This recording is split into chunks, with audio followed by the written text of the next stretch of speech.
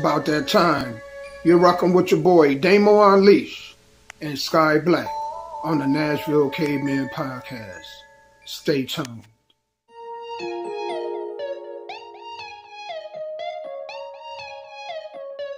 Hey, what you got in that bag? Just know that I'm up. Just know that I'm up. I gotta turn up this function like I'm in the Lotus and punch it. All I'm gonna ask is stay in your lane and you won't be food for my luncheon. I'm coming up out of the dungeon, cooking up plans to make something from nothing. And since I secured the bag, it's time to do math, so I'ma keep hustling.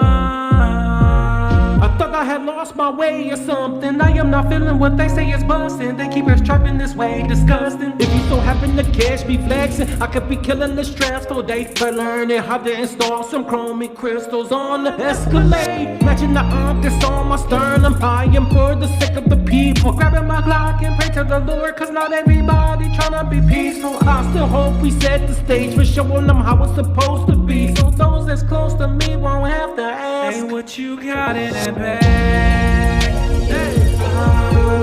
Just know that I'm up. Just know that I'm up. Hey, what you got in that bag? Just know that I'm up. Just know that I'm up. Hey, what you got in that bag? Let me explain what I'm talking about. Had a joint called down about it. Letting these loud mouths know how to move without sound. Best if we don't even shout out. Midwest, east, west, down south, till we get even or even above. Till then we gon' opt out. Let's go and educate on the backside. Folk that act right and they won't backslide. Just put it together no matter the weather, my brother. So hey, if you dealing with vices in you and it's cutting you up like against you, put it on chill for real, or they gon' just use it against you. What you got in that bag? Quiet water.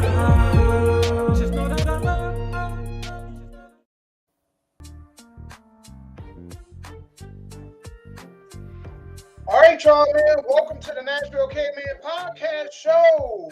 Happy Tuesday, everybody. A cold, chilly Tuesday. I am one half of your host, Damo Unleashed. I'm glad to have you guys here. Right now, I am with a very good friend of mine that is like a brother. So, take out this time to roll out the red carpet, and the floor is yours. Well, hello, everybody. Welcome. Tuesdays is our favorite day, right? Because it is the Nashville Caveman podcast. So let's just start out with the elephant in the room. Yes, I can't believe for the fifth straight week in a row, the Denver Broncos is the number one team in the AFC West. Do you know, and Damo, I didn't know this, because the first year Patrick Mahomes got here, he was not the starter. I think it was Alex Smith. Then that second year, his sophomore year, he started. Ever since he started, he's been in the AFC Championship.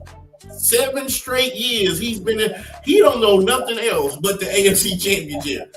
So for this year, for Denver to say for at least for 5 weeks that we held that number one spot or tied with somebody, I think one of the 2 weeks we might have been tied with the Chargers.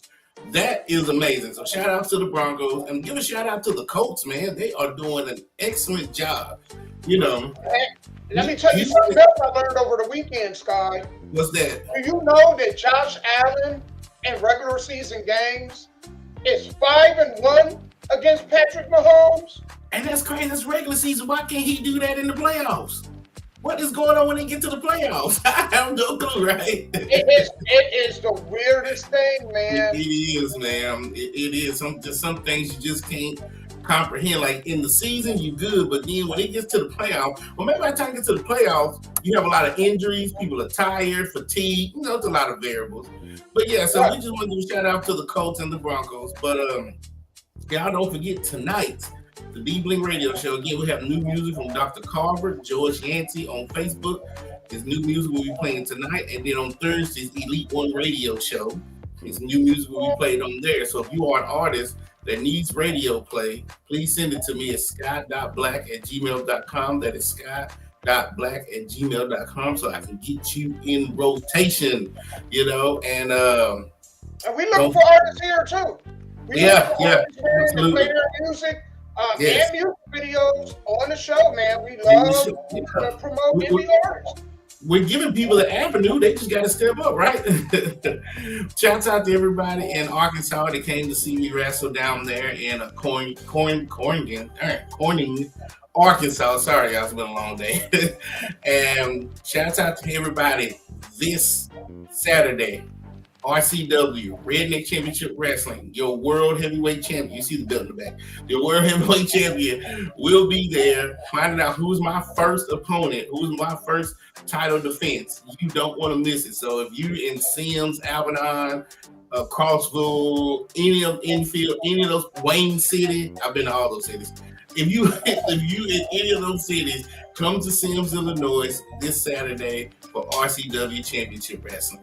And, last but not least, Mr. Damo, so what are we going to do this year about the awards? Are we going to just skip a year or not have anything? We're going to end up skipping this year. Okay. I told everybody, man, I am not chasing artists, man. I don't blame you. And speaking of, it may explain one of the stories that we're going to talk about of why hip-hop is in the state that it's in. Gotcha. So, because it's kind of aligns with that, man. I just think, man, a lot of these hip-hop artists, they think talent is enough, and it's not. And at the end of the day, I just think a lot of these artists are lazy, dude. Mm-hmm. A lot of them don't make it. It has nothing to do with talent. Right. It has to do with absolute laziness. You know what I'm saying? And putting in work, it's not just going to the studio, recording, and putting the song out. No. Mm-hmm. You have to live, eat, and sleep that if you're going to do it. And if you're not going to do it serious, then you need to take on another craft. I'm just saying. That's right. It's my children, making a song is the easy part, right? Once you get the song and the album together, then you have to raise it. So making the babies are easy, but they have to raise the child. That's the hard part, yeah. And that's the part that people don't understand, man. They lose that part. You said it right. I think that's the perfect analogy. Absolutely. It's easy to make the baby. It's hard to raise the baby. Only real ones are built to raise the baby. That's right. That is right. And so, hard work beats talent when talent doesn't work hard. Yep, you're right. Y'all, we got a whole lot to talk about today. So I don't know if y'all heard that the Trump administration, because I didn't get to this before the show, because usually before the show, a lot of times if I don't post it, I like to at least let Sky know what we're going to be talking about today. So a judge has ordered the Trump administration to at least release some of the snap, that they were saving. So they got to release some of them funds. So people aren't going to get 100%, but they may get at least 50%. So well, we going to talk about that.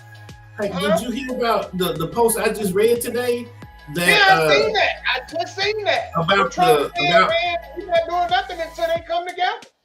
Well, no. It's another one that said that he's going to use $730 million of the money he made off the tariffs to help with that. Did you read that? Did you hear about that?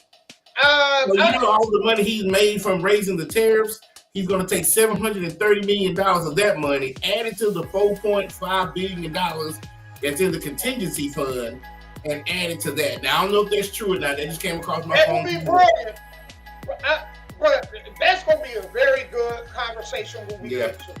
You know what I'm saying? Because some things and some things I believe that's going to happen, I'm going to talk about, and then we're going to wait and see. All right? We also going to be talking about the truck that flipped over. It was a truck carrying 20 to 21 monkeys. And these monkeys was infected with hepatitis, with COVID, and with herpes. Right. And they got all but about 6 of them last I heard. We're going to be talking about that. And then we're going to be talking about an old story that me and Stein was talking about. Man, was this last year? It was with the brick lady. The lady that had the swollen face. And she said that some dude hit her in the face with a brick. And all these black dudes stood around and didn't do anything. Well, They have found that woman guilty. She is guilty. She got to do, I know one of the things is calling for her to do 10 years of extreme probation, of house probation. And then she got to do, I think, 90 days in jail. 60 to 90 days. So we're going to be talking about that. And we're going to be talking about that for the first time in 35 years, there's not one hip-hop song on the top 40 Billboard chart. Not one. So we're going to talk about that. And last but not least, man, on Nightcap, Ocho Cinco and Shannon Sharp had a very, very deep conversation. And I was like, man, what they're talking about, I know I can relate to it, and I know, Scott, you can relate to this, right? And I think this is very important, especially when you're trying to put together a team that, you know, well, you're trying to team up with somebody, and y'all got somewhere y'all trying to go. Right. And this is of vital importance of who is on your team is everything, dude. It is everything. So that's what we got on deck for y'all today. I know I'm going to take this time to shout out everybody that's on my Vigo. That's what I was fiddling around, man. My phone stand, I need a new phone stand, man. I don't know what the hell going on with it. But shout out to everybody on my Vigo. How you doing? On YouTube, Facebook, Twitch, and Sky, what platforms are you connected to right now?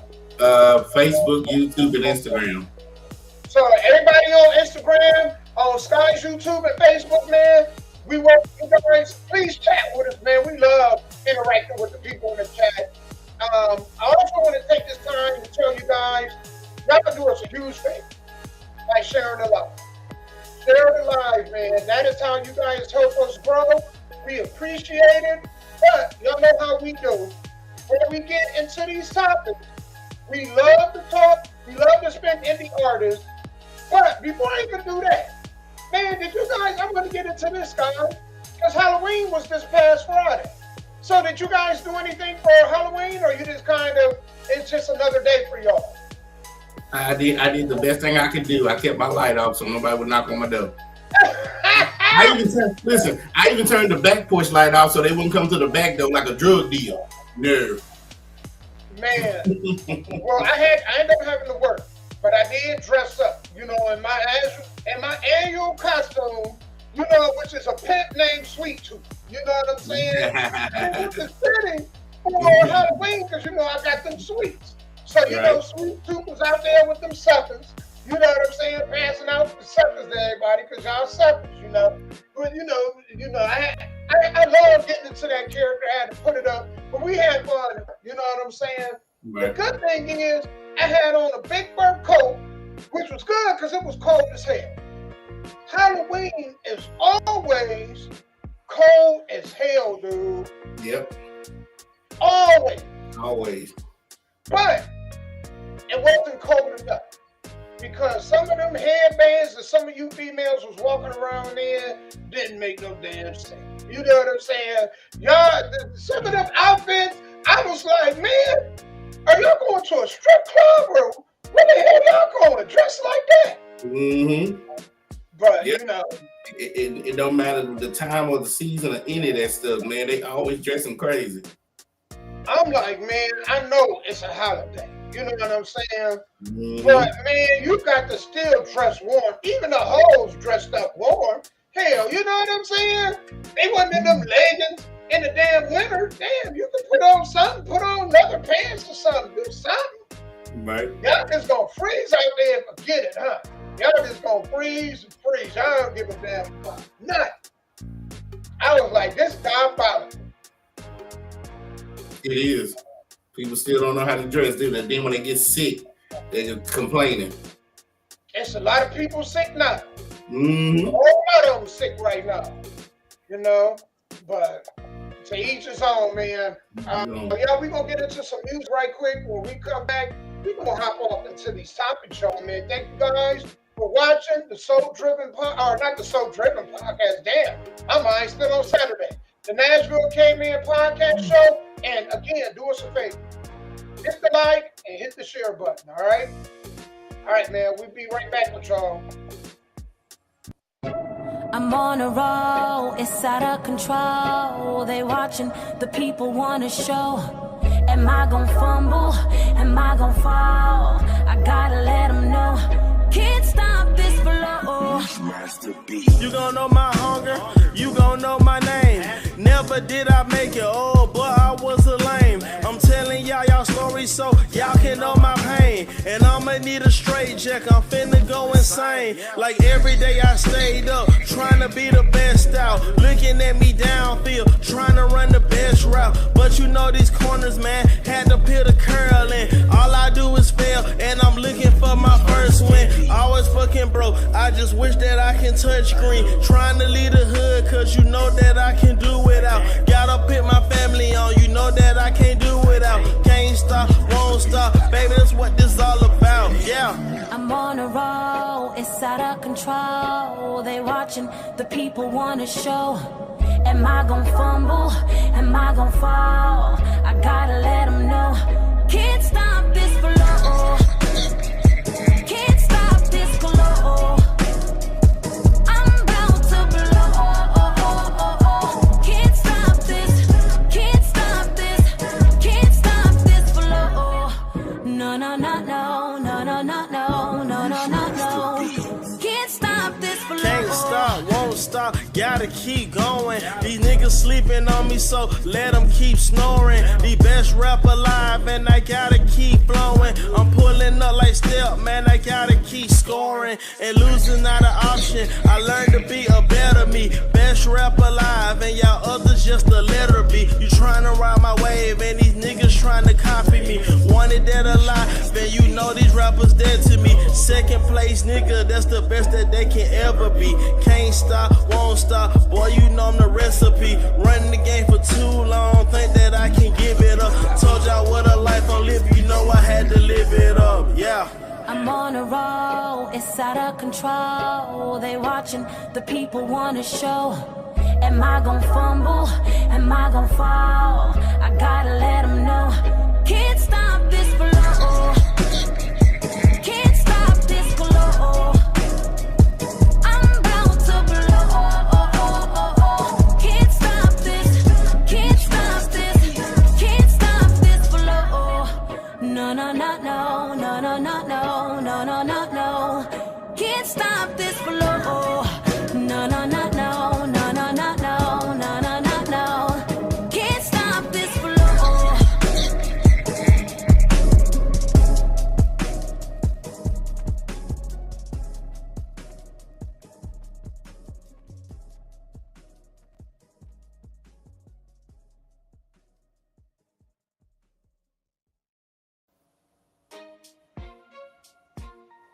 All right, man, that was Havoc, man, out of Alabama. Shout out to all my people down in Alabama.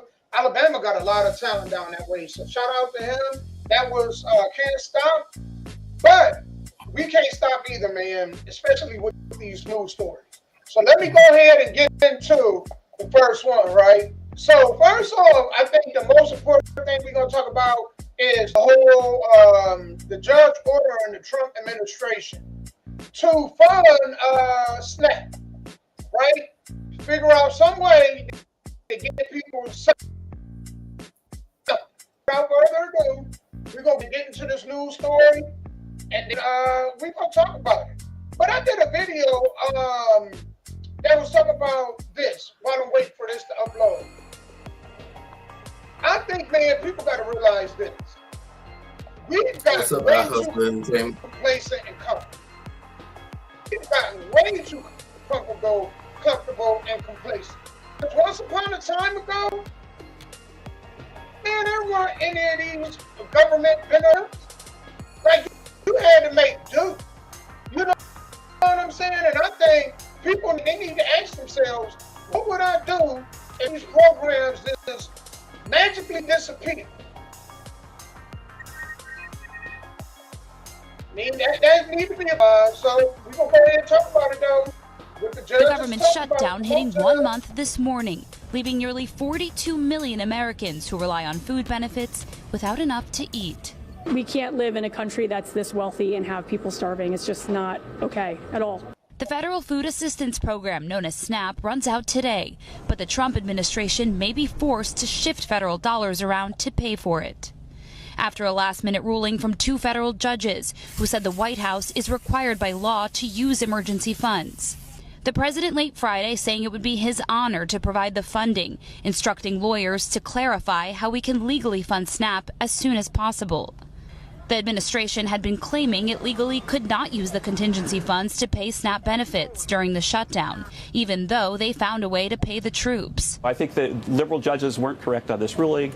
I think that our legal analysis is that we have to use the emergency money for emergencies. The Trump administration has until Monday to respond to the court. Also today, the first day of open enrollment for the Affordable Care Act. Many Americans will see their rates for 2026 double or even triple because the ACA tax credits expire at the end of this year. Americans have never seen a health care like this, the one that's about to begin Saturday. And Donald Trump is nowhere to be found. What do you make of Democrats essentially keeping the government shut down for the Affordable Care Act, for health care policies? I'm kind of on the fence. People are being affected daily because of the shutdown. However, if they don't stand now, they won't ever be able to stand up against this presidency. Most Democrats are holding out their votes until Republicans negotiate a compromise, as millions of federal workers go without pay. It's getting to the point to where we might actually have to go to the food bank. Now, rather than concede to Democrats, President Trump is calling on his own party to change the long-standing 60-vote rule in the Senate required to pass most bills. So far, Republicans are pushing back. Peter? Yep, Senator John Thune, the Republican leader, making that very clear. Julie Sirkin there in Florida. Julie, thank you. Hey, thanks for watching. And don't forget, you can catch the Today Show every morning on NBC or take Today when you're on the go. Just follow the Today podcast on Apple Podcasts, Spotify, or wherever you listen. Where are all these churches in this time? People go to a church every Sunday, and they are supposed to build a nest egg for moments like this. Why aren't churches involved with this stuff? You know why a lot of people, why this really, what bothers me about this? People go every week and they put their money in, tithes and everything. And then you got these big old churches and these well-dressed pastors and deacons and stuff. And then when it comes to stuff like this, nowhere to be found. Can't help with anything. Well, if you can't do the Lord's work in the community, what is your mission? What is your goal anyway? Yeah, I get that. Man. I'm just confused because the guy said that the money was supposed to be used for emergencies. I understand like hurricanes, tornadoes, natural disasters, volcanoes. But if I had to pick something that was up there, it would be feeding the people. Because if all the people die, who gives a damn if there's an earthquake, tornado, volcano, hurricane, if you have no citizens? So I kind of see what he meant by that. And then but I kind of don't, because if people are not eating, that to me, that's the biggest natural disaster ever, starving the country. I've said it many times. And then the Democrats are saying, no, we're not going to vote because of the health care. Well, you're damned if you do and you're damned if you don't. Either you're going to starve or your insurance rates are going to go up in the most wealthiest country in the world, right? So everybody is in between a rock and a hard place. Now, to your question about the churches, we are the church, right? The building is just where you go. You can have 4 or 5 people in a living room, and that's a church, right? Why people go to a building and give their money to a building and a pastor, it's on them, because the pastor is supposed to be the person that interprets what God is saying through the Bible and make it layman terms to you. Because a lot of people can't read the Bible. I know I can't. That's just that old English I can't read. But if there's a man in the pulpit or a woman who can translate it to me on a C student level, then that's fine. But I'm with you on that. All this money that y'all have or that y'all been getting, especially on Sunday mornings, we don't want to talk about Joel Osteen and all them, 5,000-6,000 people in the church, and they each giving $50 every Sunday, and they ain't including people online. The mega churches, I'm going to hold them to a higher standard because I do believe that they have money. These little mom and pop churches that only grow 50 people, I can't put them in the same bowl because, hell, they probably just barely keeping the doors open anyway, Damo. You know, here's my thing, right? Because they're nonprofit. Right. You can take tithes. You can also have food drives. For the last couple of years, you can have people to say, if you have any cans or anything up in your cabinet that you can spare, can you bring that to the church? It can be stored. That's what I'm talking about. You know what I'm saying? If you have clothes that, if they are in good shape, rather than throw them away, donate them to us. There may come a time where you need it or somebody else may need it. That's what I mean. Like a lot of these, whether it be mega churches or a lot of these small churches, if they're not doing the heavy community work, you are wasting your time there. You see what I'm saying? And I wanted to point to this. I think I understood what he meant by that's not an emergency. Because all this can end with just 3 simple votes. All of it. So this, you know, it's not an emergency to them. No, because they're still getting paid to eat it. Yes. And I think, man, what I would love to be made clear on, and I think they need to have a sit-down discussion in front of the whole country about what it is that they actually want in this bill. And we should be able to tune in and watch. Is because I wonder, when it comes to the healthcare, all your healthcare is spread. Are you saying that because y'all want money to go not only to citizens but non-citizens? Because I'm gonna tell y'all this here. I think out the gate, Trump should have just found a way to give out SNAP benefits. What up, baby legend? You know what I think he should have done? He shouldn't have gave them to illegally. You are last. You are not getting any of these benefits. Simple. That stuff should go to the American people first and foremost. Healthcare. Yeah. You know why? You know, I don't know why people aren't upset that they're not about to skyrocket when the whole time there have been people getting healthcare that no business getting healthcare. No business getting healthcare if you're not from here. If you ain't got no citizenship, you have no business getting healthcare. Because, you know, how do we keep talking about we this much trillions into debt, but yet we're giving to people who aren't even citizens? That just don't make no damn sense to me. You know, that's like me being in debt. That's like me being in debt and Sky paying your car note. You know what the other point they don't touch out is, you know how much food the United States wastes and throw away every year? I remember in 1995 when I was working at McDonald's, the leftover food the employees could take home. When I worked at White Castle, they could. Now, whatever they don't fix, they throw it away. Now, some things you might have to throw away, don't get me wrong. But some things you could donate, put it in a container, freeze it, and donate it to people who's out here struggling and starving.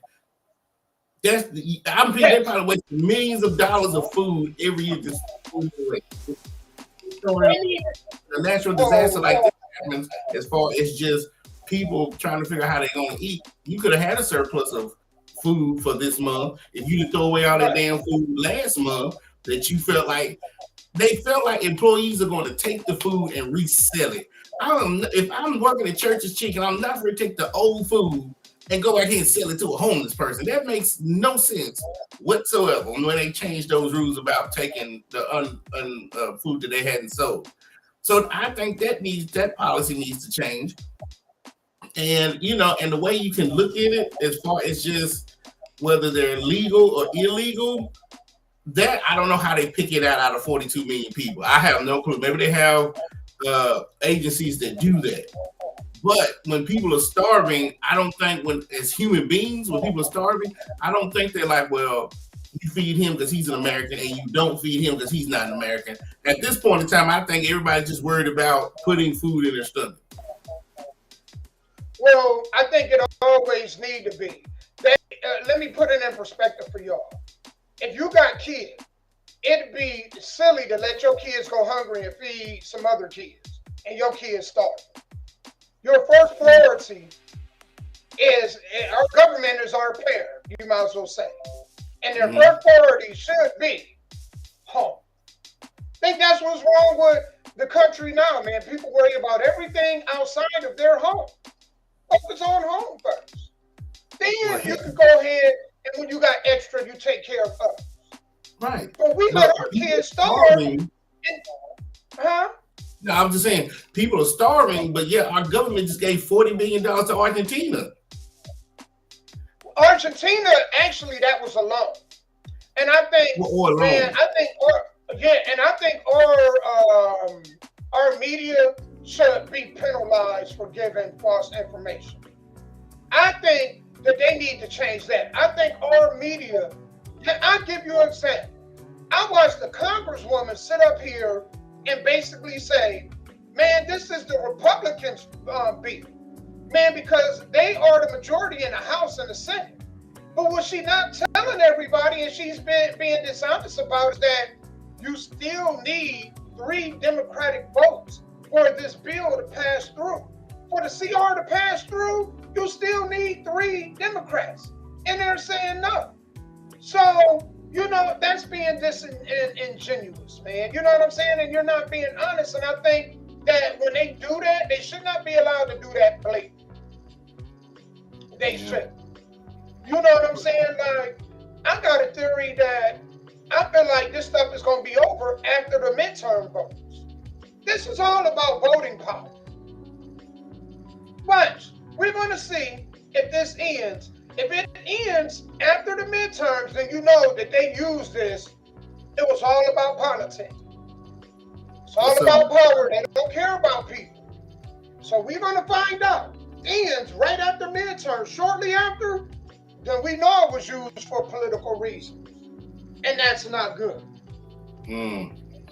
Well, I'm just thinking our federal government, no matter who's doing it, whether it's a loan or giving, the foreign aid that y'all give to other countries need to be on the back burner first. You need to feed your citizens first, then worry about foreign aid. Even though that loan was given before the shutdown, I'm just saying now after the shutdown, there should be no more giving, no more loans, no more sending our militaries to bomb other countries right now, whatever, until you figure out how you're going to feed your people. I agree with that. I definitely agree with that. But I also should ask them this. They give foreign aid to other countries anyway. These people aren't from here. So when you give them any of our resources, they're doing it anyway. Right. Well, the only thing I can say is if I send the money to Argentina and Mexico, I know for a fact that they're not Americans, most of them. But here with 42 million people starving, how do you go through the 42 million and say you're an American, you ain't, at a time where everybody just wants to eat? Because what you're saying is, it's like right, they should have done this a long time ago. They should have deported, got all these people out years ago. But now with 42 million and 20 million of them are children, I don't know how they go through them and say, hey, you're an American and you ain't. Well, you know, it's all about, I've been saying this, man. It's all about replacing. Yeah. That's what it is. It's about replacing a if you want them to do what you want them to do, Damo, they've cut the government. So many people been laid off, furloughed, right? Fired, unemployed. So even if you was the president, Damo, and you wanted them to do this, then you don't have the manpower to go through and say who should get it and who shouldn't. Well, it's like I was telling somebody this, right? It's like they dismantled the Board of Education. Yeah. And that's one of the programs that I thought they should. Because how is it that we got the majority of us that have been in school 13 years, and how the hell don't we understand how the government works? We live in America. We don't know what the job is, the House of Representatives, the Senate, the job of the Vice President, the mayor, the alderman, the city council. We don't even understand our own government, and we've been in school 13 years. Mm-hmm. They don't care. Man, some of these programs need to be cut. Somebody got to have answers for something. Something ain't adding up, man. We can't be all dumb as rocks. These young people don't care. They don't care.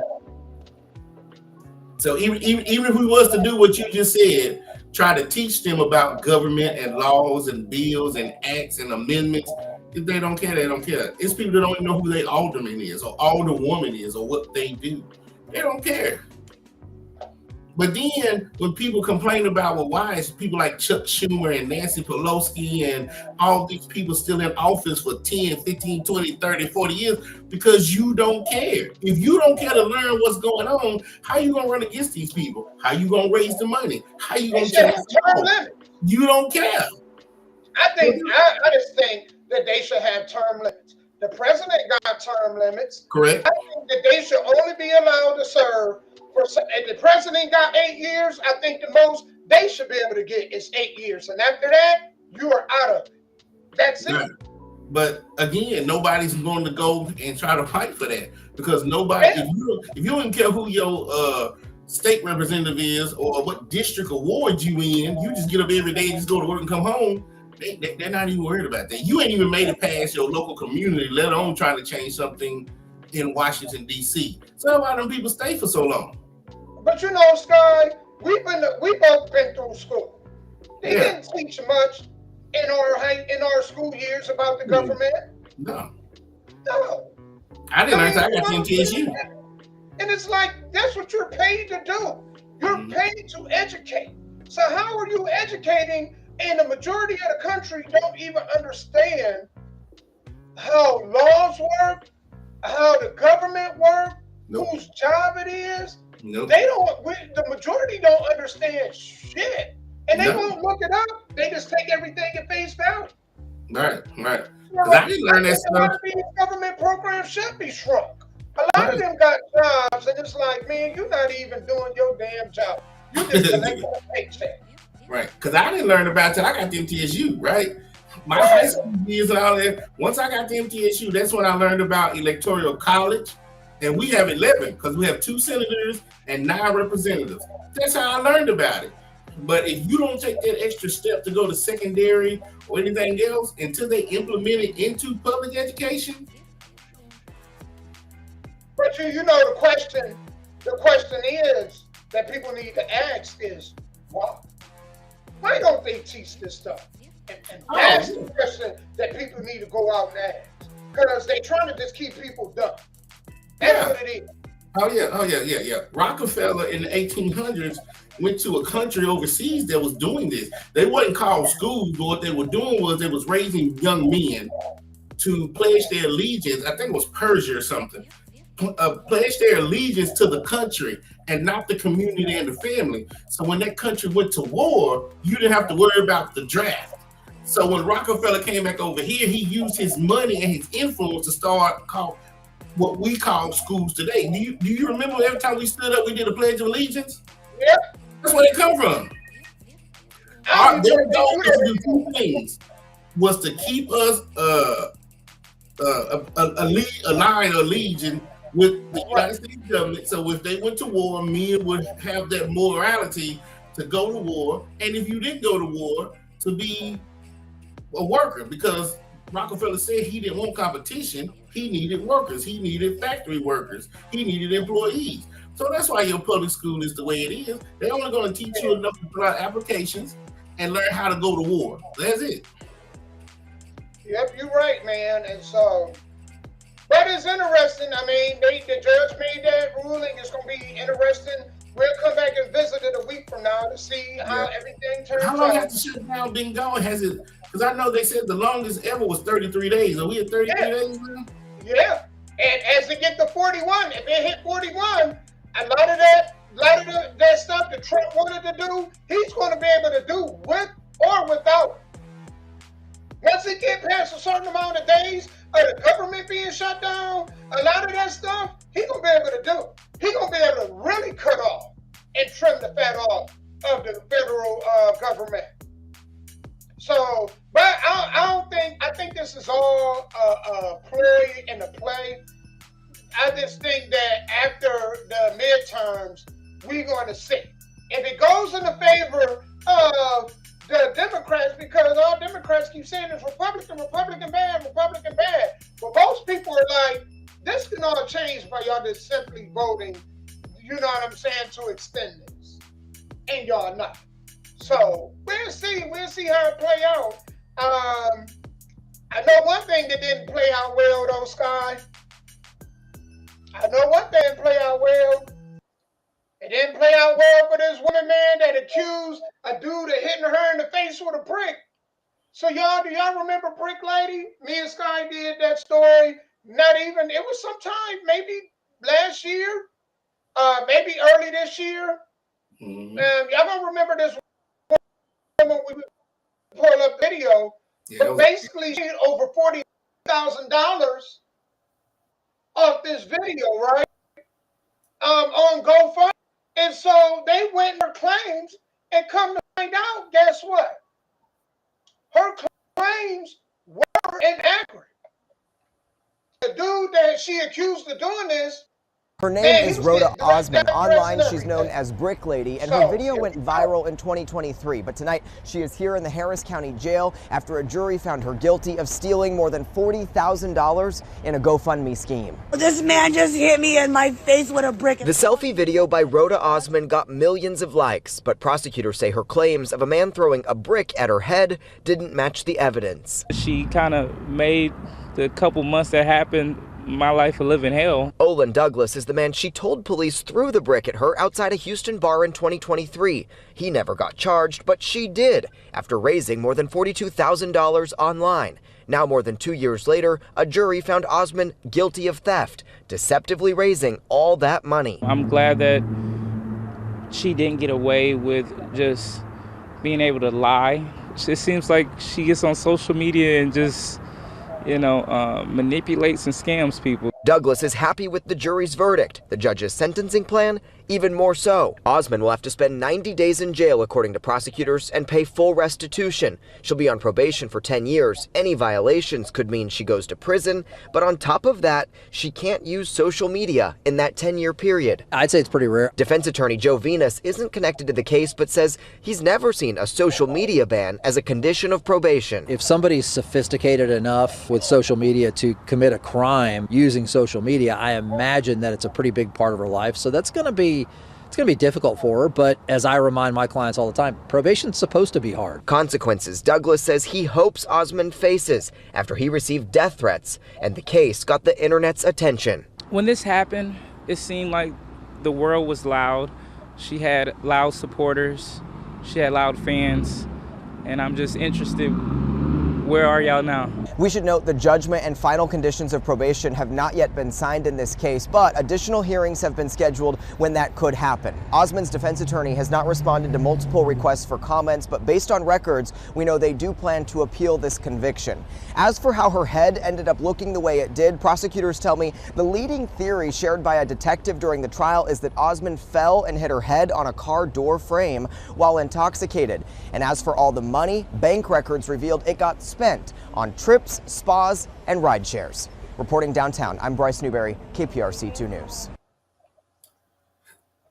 Not ride shares. So let me get this straight. Damn. The woman was inebriated. She came out of the club. She fell, hit her head on a car door, woke up and said somebody hit her in the face with a brick.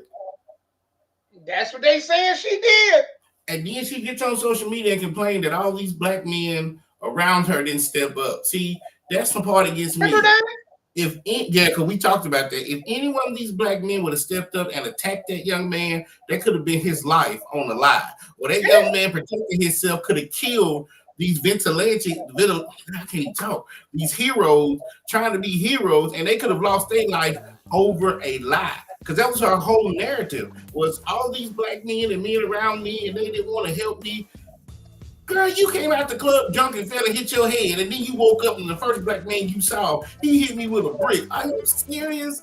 And then you want to, the man has death threats, and then all the young black men, even the ones that was recording that day, you wanted them to go attack him. Somebody could have got hurt or lost their life over a lie. You know why?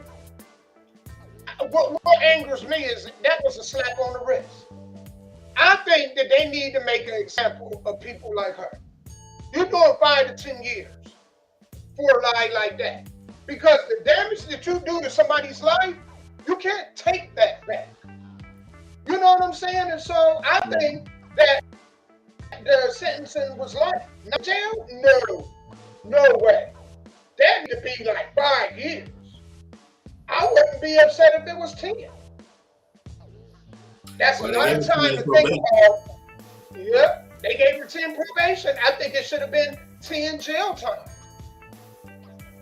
But now, I know people don't agree with that, but you got to make an example of somebody, because we've seen too many stories of people lying online, and it really doing, damage to people's lives.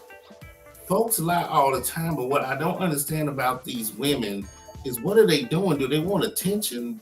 Did they not get enough attention growing up? Because women will lie about anything. That's why you got to be careful who you hang with, who you talk to. If she didn't, let me tell you something, if she didn't lie about getting hit with a brick, she would have said that man raped her, molested her, been having sex with her. I mean, she would have just came up with something to get the attention. These women be lying and lying because they know it's easy to believe.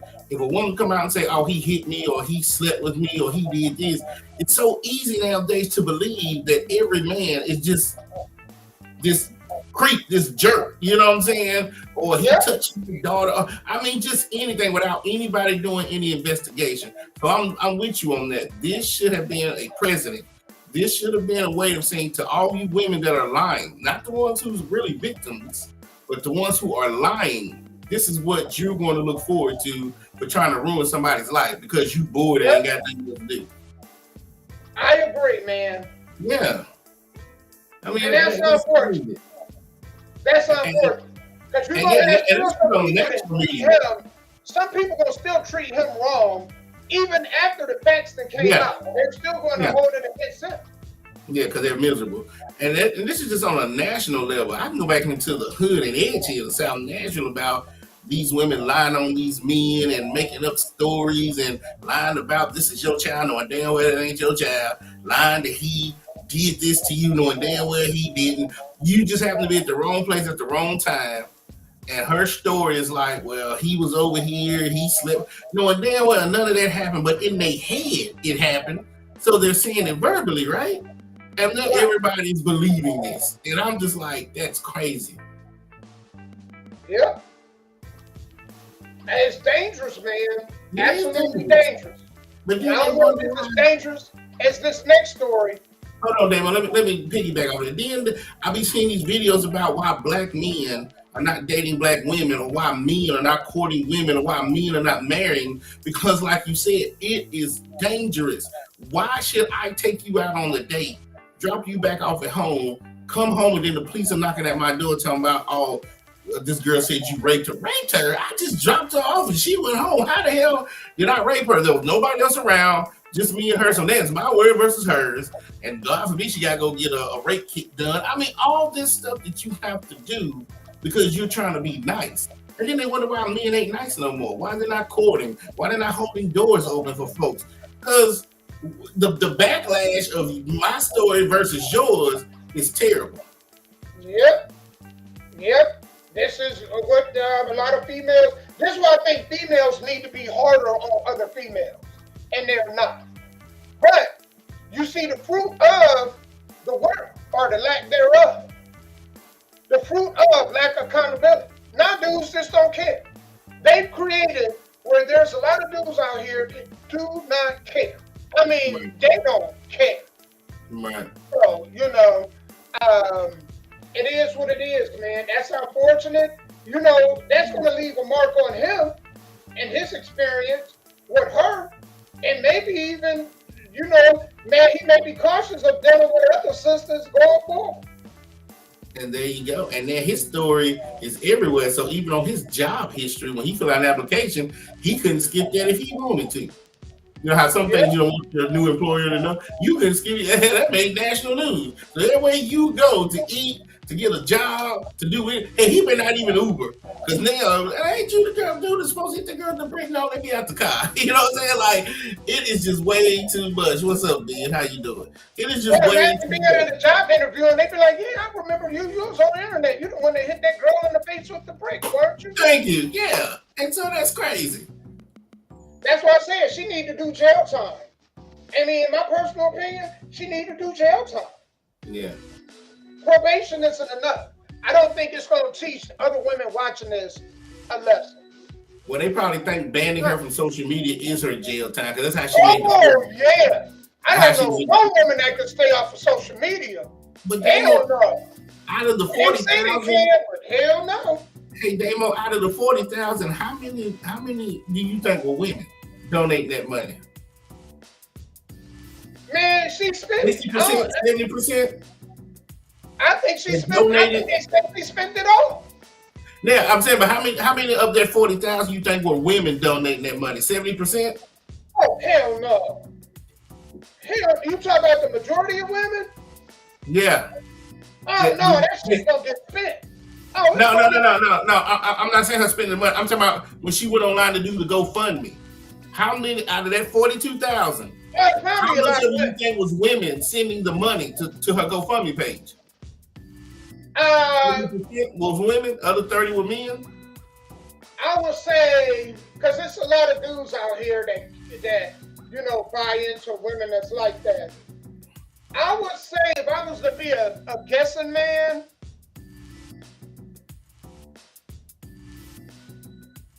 I would say 65-35. Okay. So that goes to show you how much trauma these women are in when they have a martyr like her, because they've gone through so much trauma in their life. Yeah, we support you. They ain't even tried to talk to the dude. They ain't tried to investigate. All they needed to know was somebody hit this black woman with a brick, and 80 black women that sat here and just started throwing money. Yeah, that's what we're talking about. Black Lives Matter. Yeah, there you go. It's crazy. But all these people that donated to this woman, the brick lady, are they going to apologize to that young black man? No. They did it with, but I'm just saying, they did it with BLM. Yeah. You're getting some people's emotions. One thing I was just talking about, our community, the biggest issue with our community is we make decisions and choices based off of our emotions. Right. It's all connected to our emotions, how we feel about something. Mm-hmm. It's unfortunate. It is. It really is. If you just take the time, think, and breathe, and realize, okay, what's really going on. But no, man, these I won't say just women, but people are just, they need an outlet. They need an outlet. She was a lot of people's outlet. A lot of these women who couldn't get their way, she was it. She was their outlet, and y'all just gave her all this money. She didn't spend it all because she ain't for refunding y'all none of it back. And then none of y'all is gonna go to the man who, the ones that sent this man death threats, and y'all like, man, my bad, bro. I'm sorry. Let me delete that and take it down. No, humans. You know the sad part? And the message I get out of all this? It is so easy to manipulate people in our community. Our community is the easiest community to manipulate. Easy. Because we have that victim mentality. That's why. Yeah, when it's so easy. It's easy. To our emotions. I'll give you an example. Sky. This is a perfect segment. Okay. Because do y'all remember that Barack Obama chastised black men for their choice in not selecting Kamala Harris? And remember he was talking about it's because, you know, she's a woman in the color of her skin. Y'all mama black and all that. Do y'all remember that? I say y'all mama black. Y'all remember that? Yeah. Fast forward, it's a black in Virginia right now. There's a black woman. I'm talking about black like me and you black. No mixture or anything. This woman is like blackity black. Right? Smart, intelligent woman. And guess who he is campaigning with now? Who? A white woman. Get out of here. Against a black woman.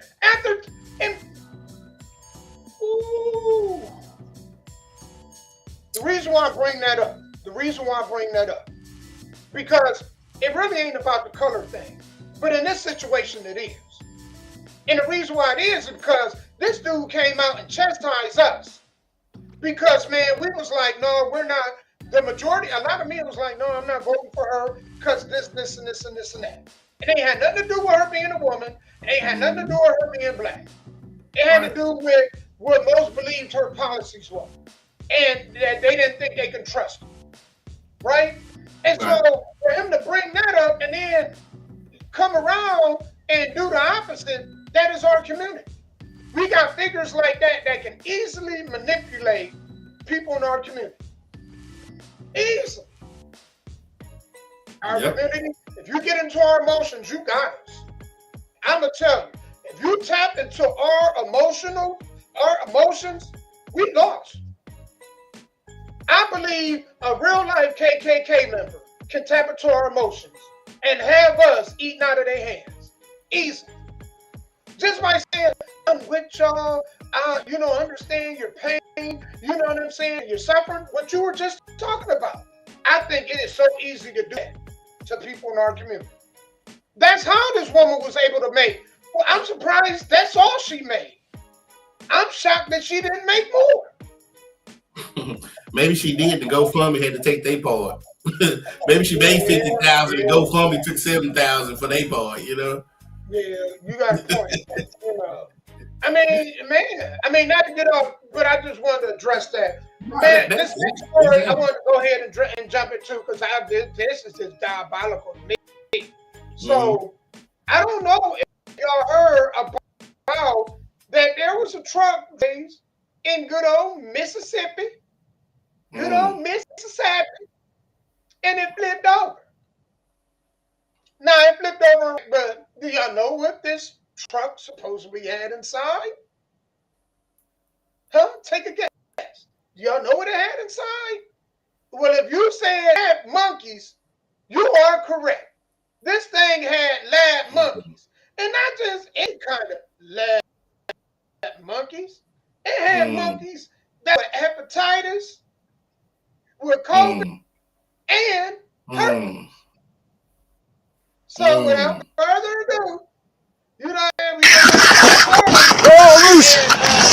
Contain the area! Emerging from a box labelled live animals and setting off alarm bells with US police, 6 lab monkeys have been let loose after a truck crash in Mississippi. The primates potentially infected with COVID, hepatitis. They're all loose!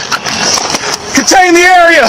Emerging from a box labelled live animals and setting off alarm bells with US police, 6 lab monkeys have been let loose after a truck crash in Mississippi. The primates potentially infected with COVID, hepatitis C and herpes. The monkeys were being transported from a university in Louisiana, later assuring the public the animals were not infectious. We got 21 monkeys that was on this, got 5 of them on the run. Video showing several monkeys crawling in the grass. Heavily armed officers responding to the scene. Authorities say a truck carrying nearly 24 rhesus monkeys from Tulane University overturned on Interstate 59 in Jasper County. Here's one of the monkeys right here. There's one sitting right there. At least 6 monkeys escaping. Officials warning they might be aggressive towards people and were potentially infected with hepatitis C, herpes, and COVID. They may have to neutralize something out here in a minute. And late today, police confirming all but one of the escaped monkeys have been euthanized for public safety reasons, adding they're still actively searching for that one monkey still on the loose. That one monkey at large. He ain't monkeying around. I know that. He ain't monkeying around. Wires. Boy, they so happy to get out and get some exercise. They were so tired of being kept up in them cages. Good Lord. Freedom. Could you imagine? So y'all in Mississippi, there is a so for everybody in Mississippi, there is a monkey at large. So if you have seen this monkey, please call your local authorities. They're gonna put the little mug shots on the poles and everything else, right? Jesus. Could you imagine a dude coming home scarred and telling his girl that he got herpes from a monkey? How did the truck turn over? Was the truck driver sleepy? Did he miss a turn? I don't know. Lord. I don't know. But man, I know this. Man, I can imagine I can't say the word. I forgot we lied. But man, some ninja talking about, baby, a monkey gave me these herpes. And he's telling the truth. Because he went and grabbed the monkey by the balls. You know what I'm saying? Because they were grabbing the monkeys barehanded. They ain't had no gloves when they grabbing these monkeys. So could you imagine him telling baby, you know what, man, I got it from this monkey. You know what I'm saying? How that conversation gonna go? Well, you know what? To all these people in Mississippi that's cheating on their women, you do have an out now because that's it. It's one monkey. Yeah, he might have gotten you, and you just don't even know, right? Those cages should have been. Yeah, those cages should have been much stronger. If you know these are tested monkeys where you test all these things on, because they've been testing on monkeys since God knows when, those cages should have been a hell of a lot more sturdier than what they were. Them cages look like a normal pet could break out of them damn things. And so now you have you know what that stuff reminded me of? Yeah. You know what that reminded me of? You remember that Outbreak? You remember that movie Outbreak? That's what that remind me of. Yep, it does. And now they didn't broke out, and maybe they didn't break out, maybe because of the impact of the crash is why the cages were able to break. But then that even should have happened. That's almost like carrying contaminated something. Hell, them monkeys are almost like carrying a bunch of contaminated needles from one place to another. It needs to be in something so darn secure that Christ himself couldn't open that damn thing. So, but they don't learn. If somebody gets infected, here comes a lawsuit, and you will learn quickly. Yep. And think about it. You have a manhunt for a monkey. Police and resources using money, time, and man force to look for this one monkey. That monkey could be anywhere. And for 24 hours, ain't true, son. I'm guessing that saying ain't true. What's that? One monkey don't stop a show? There you go. You already know where I'm stuck with it. I guess one monkey. I mean, like, damn.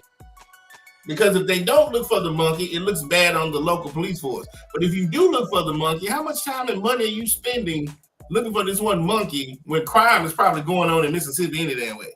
So all that could have just been avoided. But hey. Man, could you imagine some white dude talking about, look at that monkey hanging from the tree? Mm-hmm. And this is what? And it's really a monkey hanging from the tree? Really a monkey hanging from the tree, yeah, right? That's diabolical. Man.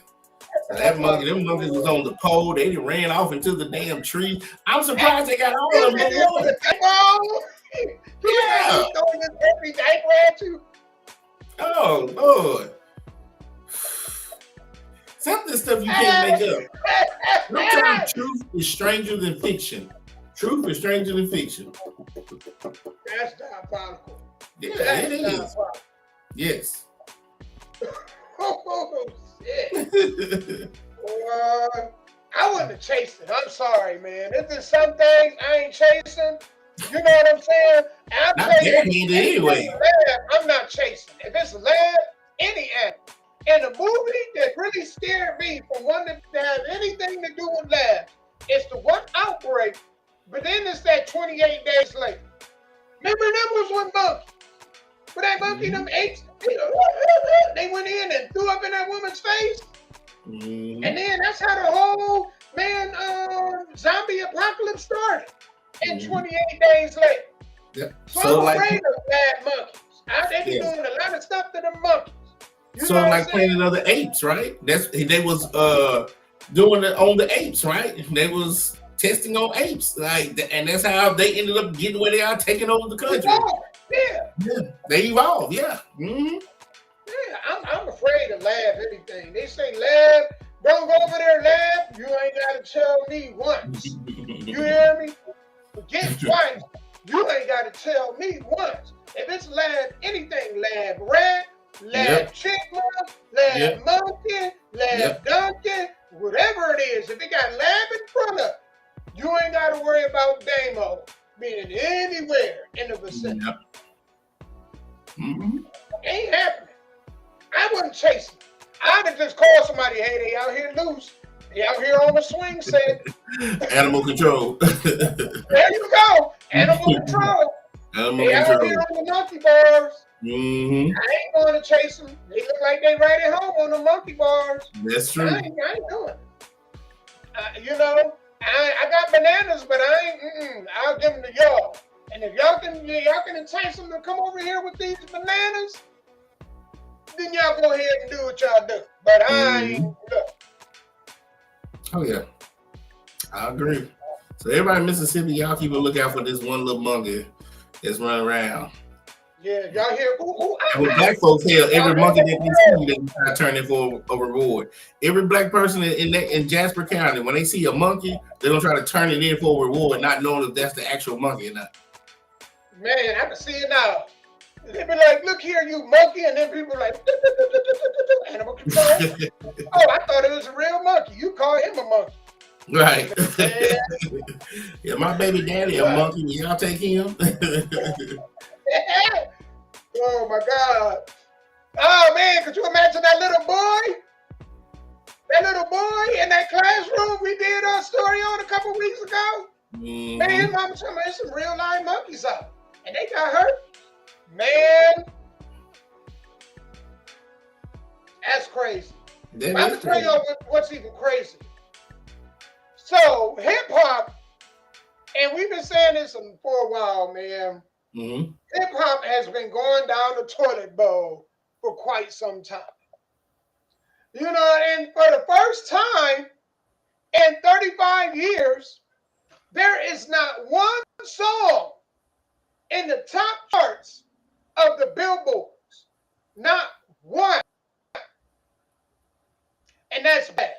You know what I'm saying? But this kind of goes into what I was talking about earlier, right? And hip hop has been on the downslide, not for the last decade, for the last 2 decades to me. So, without further ado, breaking news, and I can't even believe I'm saying this, but for the first time in 35 years, there are no rap songs in the Billboard Top 40, a cultural shift that's got the industry abuzz. As of the October 25th chart, SZA and Kendrick Lamar's Luther dropped out after 46 weeks, leaving the highest rap record, NBA YoungBoy, Shot Callin', stuck at number 44. Now, to put this in perspective, not since 1990 and Biz Markie's Just a Friend has hip-hop been this absent from the mainstream. Now, analysts are pointing to Billboard's new recurrence rules, which removes older songs faster, plus the total chart domination of Taylor Swift, locking up the top 12 spots on the top 40. But some are saying there's deeper forces at play here, from the decline in hip-hop's market share down to 24% from 30% in 2020 to a cultural shift amid a conservative wave boosting country and pop. Some scholars are saying mainstream's rap machine got too sanitized and apolitical, losing touch with the radical roots that built it. Others are saying this is the calm before the storm, before a creative rebirth and the explosion of the underground and the indie movement. Either way, it's a moment of reflection for the culture that built the charts in the first place.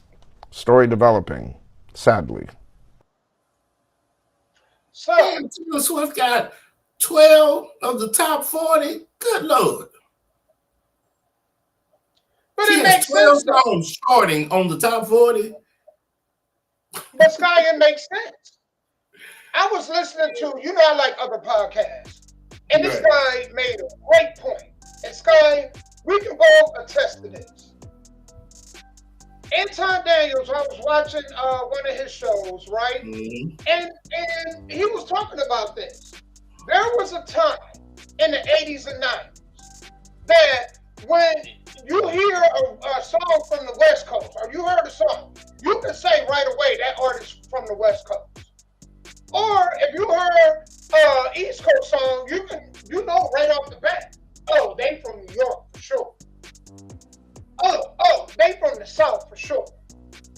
Oh, they sound like a Midwest. They got a mixture of the West Coast and the East Coast. That sounds like it could be something from the Midwest. Fast forward, you can't tell where any of these artists are from. You can't understand what they're saying. I can't even understand the lyrics. I can't even tell you where they're from. They all sound the same. They all get gibberish. You know what I'm saying? They all sound like they recorded while they was high and drunk. You know what I'm saying? And and that's why that song where that dude with Down syndrome was able to mock with living in my lifestyle. He was able to mock that. That's what hip hop turned into. Yep, mumbling with a little bit of auto tune. Right. A lot of this music ain't worth buying. No. It's in my opinion. Somebody might have a different opinion. So all that when Lil Wayne started to add, because I don't know who did the auto tune first, Kanye West or T-Pain, whoever. But Lil Wayne started using all the auto tunes in his music, and then it just exploded, right?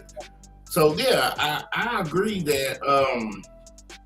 Yeah, I mean, the last time I really just listened to hip hop was probably 2005, when when they was coming out. When was the last time you got an album? Answer yourself this, guy. When was the last time you got a hip hop album? You went out and said, "I gotta have that album." 2004, Purple Haze, Cameron. Wow. And at the same time, I also bought Kanye West College Dropout. So, I mean, me, probably even further than that. It probably was like 2002. And I say that to say this. Back then, we thought a lot of them albums was horrible. Because the artist would have 1 or 2 hit songs on it, then you get the album, and the rest of the album was trash. Mm-hmm. Fast forward, it seemed like all the music is trash. And the radio stations are trying to shove it down our throat. But we're not getting any more interested in it. Which is why it's not on the top 40 Billboard. It's not making us no more interested. No. And a lot of things could be what he said, the culture shift. So much stuff is going on in the world. Nobody got time to listen to all that bang, bang, shoot 'em up. I got money selling drugs. People are not going to spend their last dollar on a rap song or 99 cents on a download if they're starving. Most people nowadays don't want to hear negativity, even though it exists in the world, but nobody really wants to hear it all the time. So where are your Commons and people like that, and Talib Kweli and people like that? I have no clue. Conscious rap, I guess we're gonna call it. I have no clue. You know what happened to it? What happened? There was once upon a time where it was cool to be your own individual. Right. It was cool to create your own swag. Right? Now, people mock you for not following us. They mock you for not. If your music don't sound like this artist over here, then you ain't worth a listening ear. Right. That's the hard thinking. I think we have more hard thinking now than we've ever had. And then it got watered down. Because I told everybody I was at MTSU, but before MTSU, I was at Nashville State Tech. Now it's called Nashville Community College. And I took audio production, and it introduced me to this thing called Pro Tools. It was like Pro Tools 3 or 4. That's how long ago it was, right? Okay. And it was like 2003, 2004. 2002. I was introduced to Pro Tools. So it was like Pro Tools 1 or 2. It was like when it was first coming out, the interfaces, it was just real. And this one was only on Apple. It hadn't made it to PC just yet, right? And so my first thought was, man, this is cool. I mean, you ain't got to spend $100 an hour in the studio, another $100 for mixing. But then I thought, this is bad because now everybody and mama can just come into the industry and it's just overflowed with music. If you go to Tidal, Amazon, iTunes, Spotify, millions and millions of songs are on there. Millions. It would take you a lifetime to listen to every song. But prior to Pro Tools, unless you had talent and the money to back your talent, that's how we knew you existed. A lot of people didn't exist because they couldn't have the money or they didn't have the talent. Now with Pro Tools, you didn't have to have no money or no talent. You spend at the time like $200 once. Put that software in your computer, get you a microphone, and you can put out hundreds of songs a month and put up it on iTunes, CD Baby. That's a relic, CD Baby. CD Baby, all these things. So I think that's another thing that added to hip hop because like country and pop and neo soul, some of them people still old school, y'all. They still go into studios, songwriters, produce, not rappers. They get a beat that's already looping and they just rap. So I know rappers that can do 10 songs a day, just a day, and just like, dang, dude, yeah. It's also, man, we don't get as much support in the industry. There's no Yo TV raps anymore. There is no, remember the box? No. Man, I remember, man, I drove all my daddy's cable bill up like hell. Ordering them 99-cent videos over and over and over.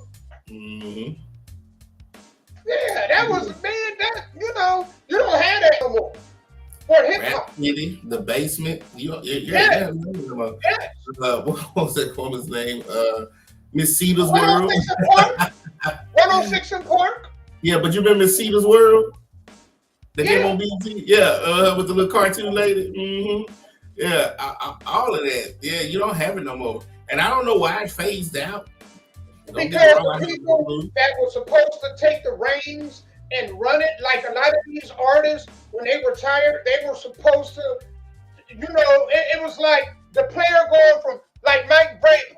His NFL career didn't stop at him being a player. Now he's a coach. See, a lot of these artists, they still want to be artists. No, you were supposed to pick up the culture and run with it and make it something even greater. But no. Everybody wanted to eat up of it until there was nothing else to eat. And now look, there's nothing left on the bone. Sucking up all the time and resources and didn't want to leave nothing else for the next generation. I get it. Exactly. And so that's what you have.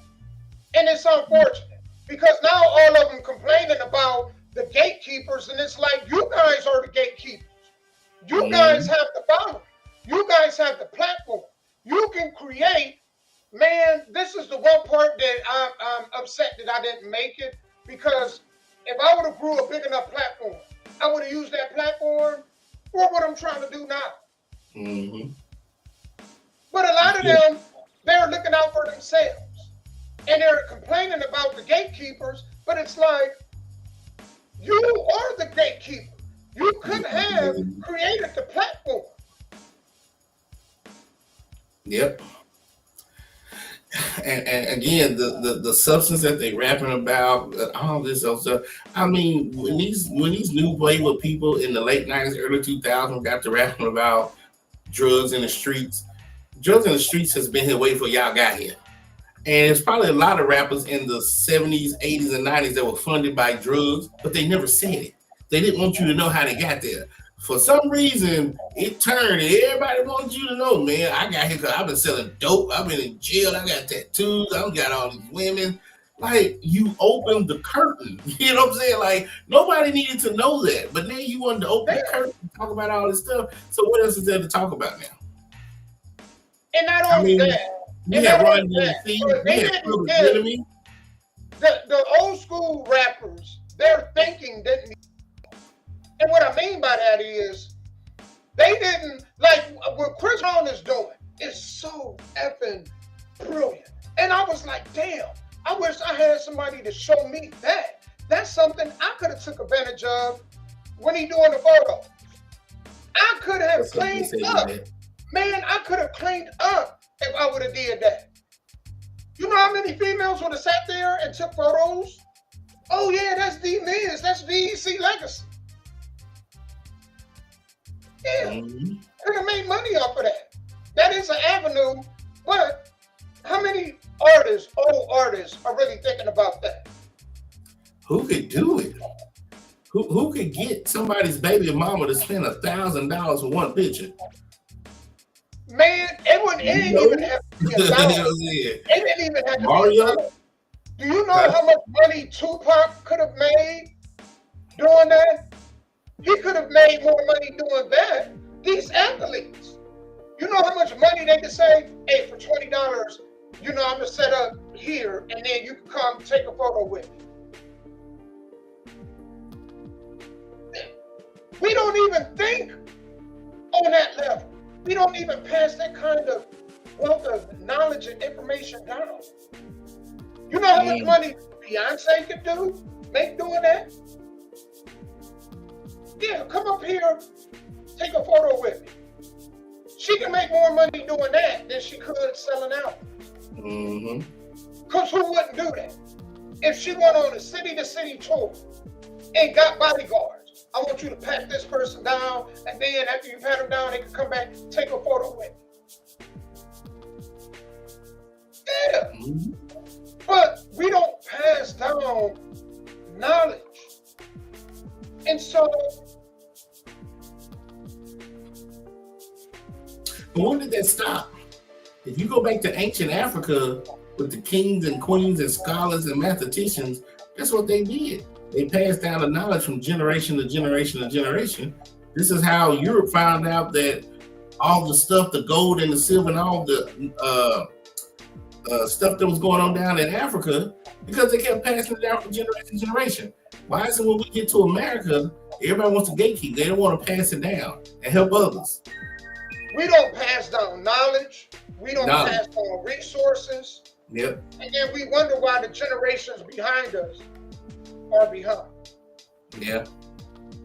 Because the new generation said they blame us. They blame the older generation. And it's like they're the ones coming, like Soulja Boy.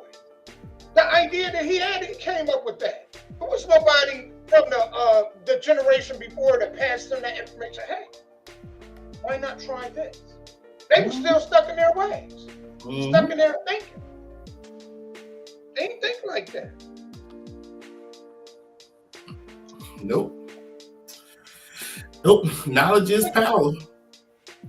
Which I want to talk about this next one, right? Because on Nightcap, Shannon Sharp and them had a discussion. Dude, this is so important. You know what I'm saying? And I think this is so powerful. It made me actually think about you. You know what I'm saying? And the importance of who you work with. If you want to grow, the people you surround yourself with is everything. It is everything. A lot of people have great ideas, and them great ideas fail because the right people around them. I had great ideas that have fallen apart because I didn't have right people around. I didn't, man. You know, we waste a lot of time and resources on people whose ideas and their work ethic don't allow ours. And so, here it is, man. Let me go ahead and play this for you. I think this is a very important message. I don't want y'all to have the wrong impression. It can be interpreted in a lot of ways. But I'm just very guarded now. I'm very, very guarded. I was always on alert, but I'm on high alert because I really don't know who I can really trust. Because what I've seen over the last 6 months there are very few people that you can actually trust. Yeah. Come on now. Yeah. And you remember had this conversation, Ocho, about being down and then people feel like they can pile on. Yeah. I didn't know what was going to happen. I appreciate you, Ocho, because you're like, hey, when you text me, Unc, I'm with you. Yeah. Whatever we got to go through, we going through it. You ain't by yourself. Till the wheels fall the fuck off. Shit, you gave me opportunity.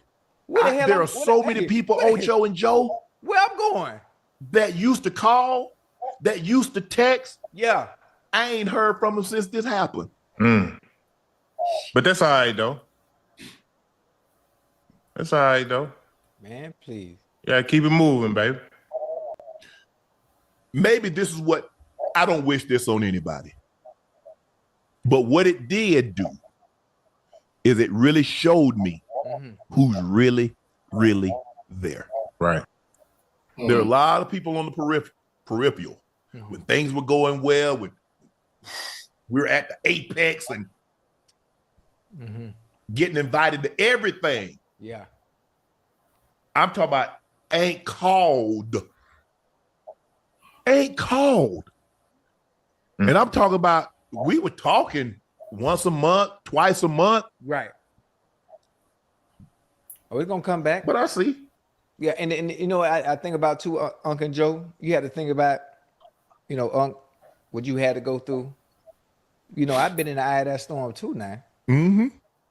Big time in front of the world. Yeah. So I had to take my licks. I had to take You gotta. And I had, hey, Joe, boy, them calls stopped. Ain't heard from nobody. My circle was always small, so my same circle was right there, you know, to lift me up. But I already knew I was finna sit for a minute. Yeah. For a long time, Joe. It was quiet, for maybe 6 years. Yeah. Well, you know how long 6 years is? Hell Ain't yeah. nothing coming. No, nothing. You just, and then here we go. You give me an opportunity, you know, while everything is back going, motion is going good. Yeah. And then you think I had a nerve to jump ship just because you going through what I had to go through years ago. What the fuck I'm going? I know what it's like. Yeah. Look, I know a lot of people say a lot of things about Stephen A. All I can attest to is the way Stephen A. is with Shannon. And he's been great because when I went through what I was going through at Fox, he was there. When I was going through he was calling anything I can do. What can I do? I won't get into private conversations that we have because that's between he and I. Right. But there are a lot of other people, well, I shouldn't say a lot of the parcel of land. There were a few, quite a few. But you know what? I've been down before. This public lashing and ridicule and scorn and humiliation. Been there. Take your lumps. But it took me a while to realize, like, hold on. You call the people that you're closest to. Brother, mom, sister, kids, best friend, Bucket Burns. You explain to them what? They say, bro, we good. Once I got to that, Ocho, you and I talked about this. Man, look, it is what it is. I'm gonna be all right. I ain't even want to hear it. We good. Sunshine follows rain. What time the next show? Right. Hey Joe, that's all I want to know. What time is the next show? That is exactly what he said. He did what he I know what that's like. Okay.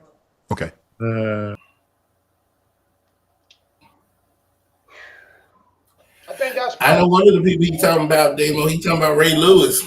Ray Lewis show went on social media and platforms and kicked him while he was down. If he ain't talking about nobody else, he talking about Ray Lewis. That's one. He might be talking about other people, but I know, damn Joe, I know that's what he's talking about.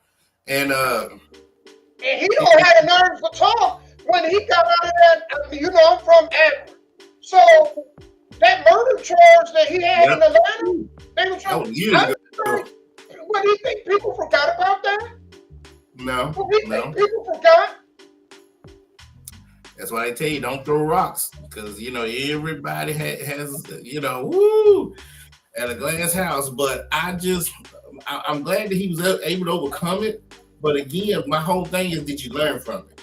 Don't do it no more. That's why your parents whoop you when you do something bad, so you can learn from it and don't do it anymore. The next time a 19-year-old want to talk to you, you run the other way. If they ain't taking your order at a fast food restaurant, you don't even look at a 19-year-old. Even if she look like she's 19, she could be 40. If she look 19, you run the other way. It ain't even got to do with 19, man. It got to do with when you deal with some women, period. Yeah, because they're vultures. You got to really pick their brain apart, because that could happen to him with a 40, 50-year-old woman. Same way it happened with a 21, a 19, 20, 21-year-old. Yeah. You got to be very careful of the company you keep.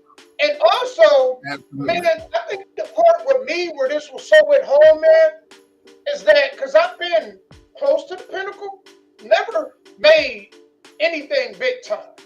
Very close to the pinnacle, though. And I can tell you, people's behaviors change towards you based on if they feel that you're going to go somewhere and they can go with you. Mm-hmm. And if they don't think you're going anywhere, it's going to be different. But, and regardless of the case, the people who is the most important is the people when you in your darkest times, them are the people that whatever you do it for, you do it for those people. Mm-hmm. It took me years, Sky. You know what it took me years to figure out? What's I that? didn't need a big team. My heart's so big, dude. When we created Blog Talk Radio, we was broadcasting out of St. Pete, Orlando, Tampa. That was the three in Florida, Tennessee, Columbus, Ohio, New York, Cleveland, Ohio, Los Angeles, California, Denver, Colorado, Sydney, Australia. We even had broadcasts out of print. We were all over the place. At the end of the day, man, people were there, and we grew something that they was like, wow, how did you guys manage to put this together? And we grew because of, we was just smart. But it fell apart all in the same because we had people that was there for their own individual ideas and goals. And your team, you are only going to go as far as your team that you have around. That's true. If you got anybody that in the face of fear, putting doubt in your mind or anything don't come through, it's just like what I tell artists. If I got to chase you for your dream, it ain't your dream. Right. Because, man, I was so hungry when I was an artist. Man, I would have went anywhere. I would have, I would have went anywhere. I would have rubbed elbows with anybody other than Dick. No Dick. Wasn't gonna be no parties or anything, man. When my intuition was like, nah, dang, this ain't true. I wouldn't have been there. But other than that, opportunities, I created opportunities when I was an artist. Back in Ohio, when we had a radio station, I went to the DJs. They didn't come to me. I found them. When I found out you was a DJ, I reached out to you, man, Sky. When can we get this interview? Yep. You ain't have to come to me. What would it look like you coming to me? I'm the one that want to be an artist, and I'm the one that want to be out there. But you guys got to come chase me down for an interview. Right. Yep. It's the hard work and consistency, right? And I tell folks, man, you can't tell everybody every single thing. You know what I'm saying? And again, I'll give you an example. So, I can't even talk. September 20th, I won one championship. September, October 11, I want another. So that's less than 3 weeks, right? In my mind, I knew that was my goal, but I never really told anybody to have that happen because people that's by your side ain't always on your side, right? People that pray against you. And I'm talking about the prey, the P-R-E-Y, that type of prey. They predators and you're their prey. So you can't tell your dreams and hopes to everybody because you can't trust everybody because they will pray against you, they will block it, they will do anything they can because they don't want to see you get it and they're not getting it. You know what I'm saying? So even if you keep a small circle, you still have to be careful of that small circle. Or if you keep a big circle, you gotta be careful because you don't know who's thinking about what and waiting for your downfall so they can take your spot. But you know, it's easier to deal with when your circle is small. Mm-hmm. It's easy to just focus on that. When you got too many people, you got to focus on too many people. Mm-hmm. And I always say, less is more. Less is more. Less is more. Yeah, and I listened to a guy. Yeah, I was listening to a guy. He was saying that when it comes to BS, you got to go. He said, if I didn't get a whiff or a hint that you full of, you know what, you got to go. I ain't which I ain't talking to. You got to go. That's it. Here, man. And I was like, dude, that is hectic. Because we so busy giving people second chances, third chances, fourth chances. Because usually that's all Christianity and religion talking about, hey, Jesus gave you another chance. Sometimes I gotta be like, no, Jesus, I can't keep giving this person a chance. It's over. It's over. You know what I'm saying?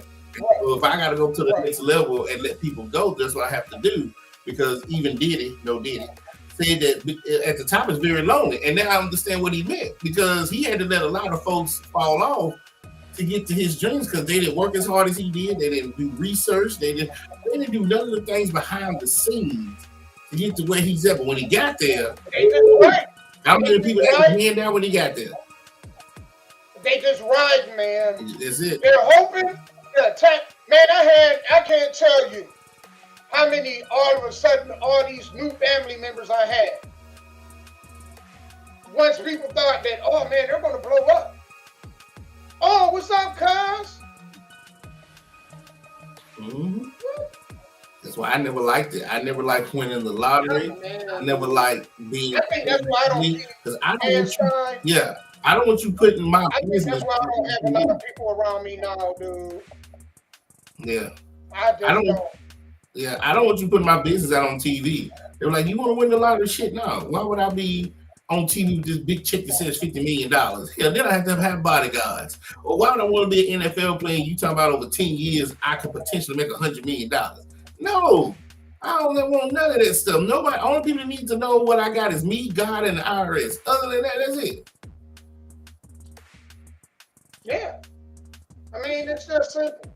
You know what I'm saying? And so I think once you find, I mean, you don't need a lot to do a lot and get a lot. Right.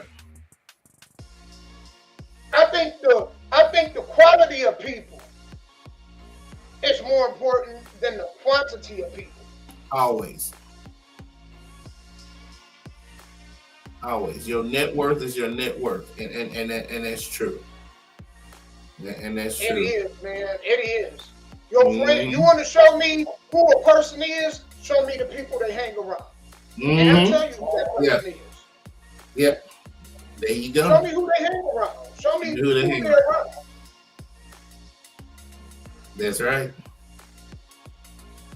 And nowadays, some people, sometimes they hang to themselves. Because, you know, again, it's just these people I can't hang around. I can't talk to them. They two-faced. They backstabbing. Talking about you behind your back. I mean, envious. Envious, they'll stab you on the back in a minute. Sure would. So I keep a lot of things to myself until it actually happens. Then I can start saying what I need to say. But yeah, I try to teach these young people that quit telling every darn thing. Every time something comes across your desk, something hits your ear, or you think you're about to accomplish something, don't be out here telling folks. Because even if your small circle don't pray against you, you know your small circle is telling other people. You're not gonna call your best friend like, hey, I'm friend with $1 million. Your best friend will call 3 other people like, man, hey, my best friend just called. So then them 3 people might pray against you. or the 3 other people they tell might pray against you. Man, it is a spiritual world, and you have to be careful. Yeah. Man, classic, man. This was a classic show. I had so much fun, dude. Yes. And I hope people are learning from what you were saying and understanding I can't that. wait to break this video up. Huh? I can't wait to break this video up, man.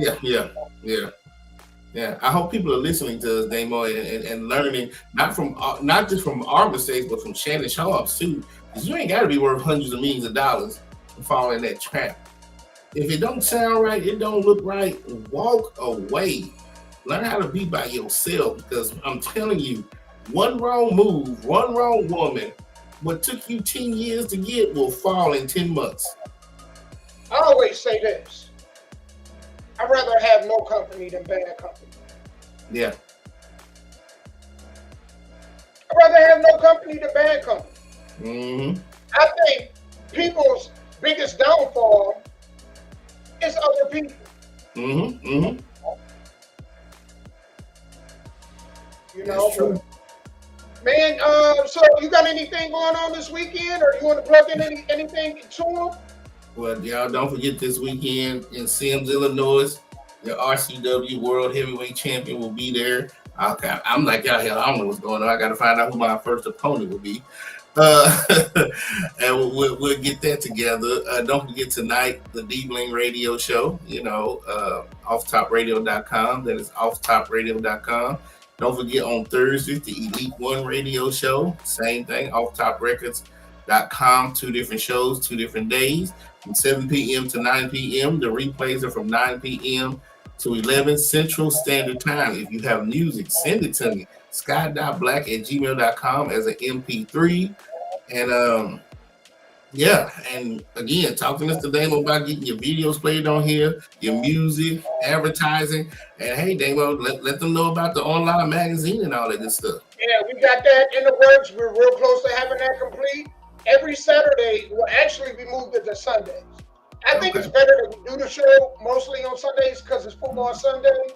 Mm-hmm. I had a good topic, man. We were talking about actually should Cleveland trade Myles Garrett. And I've been advocating for that because they suck. They suck anyway. They ain't going nowhere with them. You might as well get the most you can get out from him right now. Because you're in full rebuild. You're in rebuild mode anyway. Let's just face it. You got a player to get 5 sacks and y'all get blown out. Blow the team. Did you hear about Shador? They asked him for a 2nd round pick for him. Well, that's rumor, but what quarterback they gonna get? Arch Manning? There's none in college that stand out. So Cleveland, man, their biggest issue is the media and the fan base. Are they waiting on Deshaun Jackson to come back? Are they waiting on Deshaun Jackson to come back? Man, they may be waiting on Bernie Kosar to drink out of Not Bernie Kosar. Hey, come on now. Woo, not Bernie Kosar. You going way back there. They may play him. I don't know. Hey, because I think he still has one more year left on his contract or something. Whether he plays or not is guaranteed, so he can sit at home and collect the money. But I didn't know if he had one more year left. Yeah, he got one more year. Yeah. So I don't know if they want him to come play or just sit at home and collect the rest of that money because it was fully guaranteed. So he don't got to do nothing. If it was me, I would sit him on the bench because he ain't coming back this year. I would send him on the bench, and then halfway through the year, trade deadline, trade him. Maybe it's a team that need a quarterback. I mean, that's what I would do. But it's the Cleveland Browns. So nothing they do really makes sense. If the Cleveland Browns want you as a quarterback, that means you suck. The one thing we know that the Cleveland Browns is really good at is picking horrible quarterbacks. Well, they need to go somewhere else and have a better thing because look at the guys who just left. Art Modell? No. The quarterback that just left. Who was it? Flacco, Joe Flacco. Yeah, he went somewhere else, and now he's doing better. Baker went to Tampa Bay, now he's doing better. So they're terrible at selecting quarterbacks.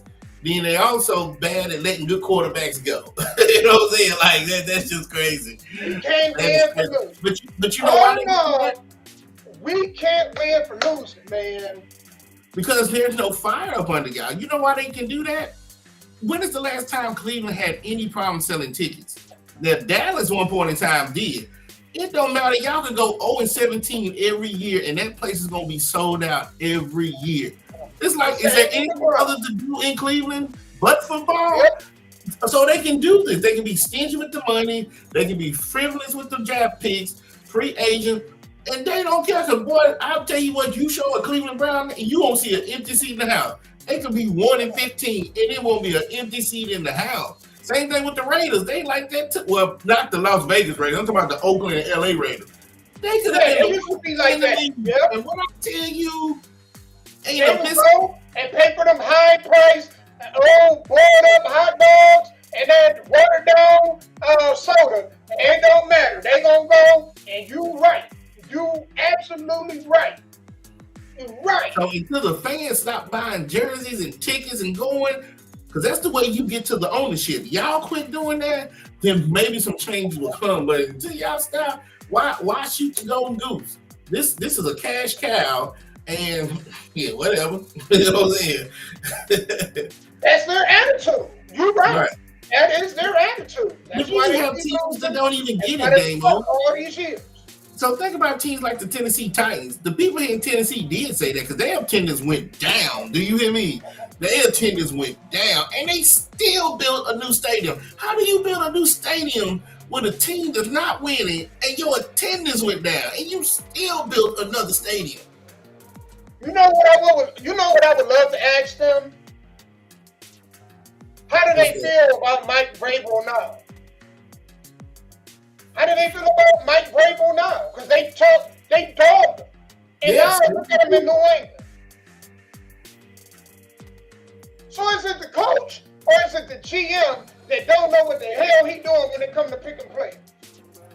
That's why Bill Belichick wanted to be both. He wanted to be the coach and the GM. He didn't want nobody above him telling him who to draft. So you could be right. The leadership in that organization, which I don't know that well, it might be some cracks in that foundation, Damo, but you let him go. You see with Robert Kraft and him, and then he's 7-2. He couldn't dream to be 7-2 when he was the Titans. If the Titans won 5 games, that was a good year for the Titans when Vrabel was doing it. Even the coach before him, I think his name was Mike something too. 5 games. This man has went on to the Patriots, and they're 72. It sucks to be a Browns fan. I'm just gonna tell you, it's real. Thank God, coach, because if I was only a Browns fan, it would be so depressing. So depressing. I mean, we the Browns, you know. The name is depressing. The Cleveland Browns. That right there and that is depressing enough. You know, y'all's got a little something to be proud of. The Denver Broncos. We just the Cleveland Browns. The Browns. The Browns. Ain't nothing to get excited about. The Browns. But I think y'all could turn it around. It's just they don't. I don't want to say they don't care, but man, if again, sales, hot dogs, jerseys. I mean, think all the people bought Joe Flacco jersey. He wasn't even there a whole damn year, was he? Man, you know the only bowl we're going to? What's that? The toilet bowl. That's the only bowl I can ever see the Cleveland Browns going to. Brown toilet bowl. It's a perfect match. Perfect match in that. The Browns toilet bowl. Well, when the last time are y'all still in that same stadium from the 1980s? Like y'all haven't upgraded y'all stadium in decades, right? No, I think that's one from the 90s. I think okay, one from the 90s. See how frugal they are with their money? They don't even want to, because even if I was the Cleveland Brown owners, if my team was having that bad, I would be the one. It's backwards. The Browns should be trying to build maybe a new one to get some enthusiasm. Titans shouldn't have been building nothing because they can't put people in the seats. The Browns can still put people in the seats, but give them something to look forward to. But they like, nah, forget it. We good. I mean, y'all had Kareem Hunt at one point in time, right? And then he went back to the damn Kansas City Chiefs. Whew, Nick Chubb. Is Nick Chubb still playing for y'all? No, he playing for the Texans. They don't care. They don't care. They ain't for spend that money. They don't care. You want $1 over what? You go to another team. We good. Yeah, but we'll see as the season unfolds. As the season unfolds. We'll see. It's getting interesting, bro. Yeah, we're at the halfway point, y'all. Week 10 is Thursday, so we'll see. And some of y'all teams need a bye week. I don't even to just get themselves together.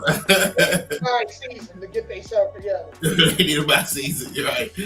Yeah, they got to do that. Got to, because it's hard out here, and people are working 2-3 jobs to buy these tickets and concession stand food and pay for parking. You got to give them something, man. Something. Man, you gonna give it up. You gonna give it up if I take you to one of those. I'm telling you. Or change your jerseys or get an alternative jersey. Give them something exciting. Game? Man. Huh? Oh yeah. Man. A lot of teams have that alternate jersey. Think about what we doing afterward, honey.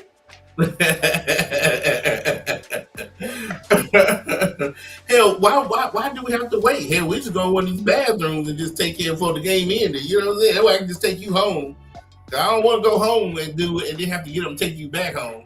So we're gonna just do it now while everybody leaving. The score 25-0. We're gonna just go handle our business. Then when we can leave, I can just take you home. Absolutely. And here, I'll buy you an extra hot dog for the road. Take this hot dog and go home and feed your kids. Man, imagine being a Browns fan and man, you got to deal with a woman after the game. You already pissed off because y'all done got your ass beat, and then you chopping your ear off, and you already got an attitude. Man, you don't understand if my team lose. Don't talk to me for at least an hour. Let me, you know what I'm saying, drown in my mirror for at least an hour, player. What you say? Why not? Yeah. A lot of women don't understand that, man. We are emotionally attached to our teams, man. Hell yeah. On Sundays, leave us alone, Hell yeah, especially when they lose.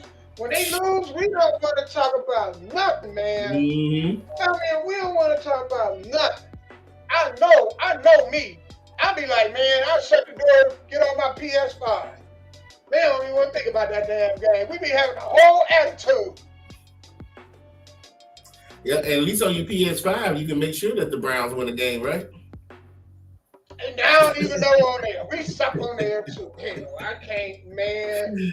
Hey, what are they overall rate? Like a 78? We gotta make 10 trades. Be competitive. What is they overall on, man? Like a 78? No, the team overall? Yeah, that's too high. That's too high. Hey. We need to be in the 30s. Dang. We need to be 38, 39. Dang. That's crazy. The mascot suck. The field suck. You know what I'm saying? Yeah, man, we suck. I know, AK, you tired of the I'd rather go to church than watch the Browns right now. Yeah. And Well, again, we're going to church, man. I don't even want to watch that shit. AK, all I can say is the only problem I see with the Titans, they drafted Cam Ward in April, and in September he's playing. That is not enough time for a guy that's coming out of college because the NFL, everybody has NFL on them. College, you might play. He wasn't ready in college coming out. Yeah. In college, you might have a few teams that are upper elite echelons. In the NFL, I don't care if you ain't won a game, they're all elites. No matter what the team record says, they all elites. That's why they're there. He should have had they should have went into free agency got them a nice little veteran quarterback to teach this man the ways, and then maybe next year he start. But that's what preseason is for, to see how Cam Ward is supposed to do. But to throw that man to the fire week 1 in the NFL, that's why you 1 in whatever you is, or maybe 2. I don't know how many games time. One. Hey, Sky. It could be worse. You could be the Dallas Cowboys. Yeah, I don't know what's going on. You could be a Dallas Cowboy fan. Man, did you watch the game? Sure the hell did. Did you see Stephen A. Smith sitting next to Jerry Jones? Oh, man. Stephen A. Smith is the biggest Dallas Cowboy hater of all time. He talks bad about the Cowboys and their fans every week. And you sitting in the skybox with the owner. When I tell you the NFL is nothing more than wrestling, when I tell you the NFL is the WWE, that's what it is. That's what it is. They open up. Jerry Jones don't really care. Jerry Jones is getting paid regardless. He's getting paid regardless. He don't give a damn, man. He don't. And you sit on First Take and talk so bad about this team and the fans, but yet the owner invites you to sit next to him on national wide TV, and then they say, well, losing, he shook Jerry Jones' hands and left. Oh, yeah, there's his time to leave, right? I was like, oh, my God. That is funny, dude. Oh, my God. That dude is crazy. Yeah, that's diabolical. Yeah. That's diabolical, man. Mm-hmm. Well, these storylines written in these damn sports, boy, I tell you what, that's crazy as heck. I wish I could find that on YouTube. Somebody asking him why he was there, because I don't have ESPN, so I couldn't watch First Take to see why he was there. But I wish I could find that. I didn't watch it this morning, man, because I was prepping for this, man. I was like, man, we cooking up another classic, so I'm gonna go ahead and get this out the way. But hey, you got anything this weekend you want to plug in before we head on out? Oh yeah, again, Illinois, Sims, Illinois. Catch me up there tonight. The D-Bling Radio Show. If you have artists or any artist that you know any music, send me the music. Shouts out to Dr. Carver and his new album. He told me he got more music coming. Congratulations to him. And yeah, man, y'all have a great weekend. Hopefully by next Tuesday we'll figure out about the EBT SNAP program. Because I would hate for y'all to not have. I got my popcorn ready to watch this. Yeah, when Thanksgiving come around, because they already stealing stuff now. Imagine trying to steal turkeys, and they'll get to the point where I don't need to steal the turkey out the stove. I'll go in somebody's yard and steal their live turkey and kill it themselves. You know what I'm saying? They'll get to that point. Because if you go into the store, they got cameras and all this other stuff, police guards. But a lot of these people out in the counter with all these damn chickens, they ain't got all that. You just wait at night for everybody to go sleep. You hop that fence, you take that chicken and go home with it. Or that turkey, what are they going to do? This is a chance for families to be closer. Yeah. If there's any year where y'all can bring dishes together and have one big Thanksgiving, this is the year. But That's people, true. that went over people's head. They don't even think like that, man. I mean, they gonna leave it around, man. Leave it alone, dude. I know. I'm going to give my shout outs. Thinking about it, I just gonna be more frustrated. I'm going to give my shout outs on Instagram. Thank you, Zero. Thank you, Angela. Thank you, I Hustle, Ben, Captain 83, and that they say who that on Instagram. And on here, thank you, AK. Thank you, David Lackey. Thank you, Mike Cobb. And that's it. And to everybody who's probably said that they have text and it just didn't come through my text, shouts out to y'all. I'm sorry. Y'all, you say you're watching, you're trying to send a message and it ain't coming through. I have no clue. But shouts out to everybody who's watching who didn't communicate. Share, like, whatever. And I'm a shout out on Beagle also.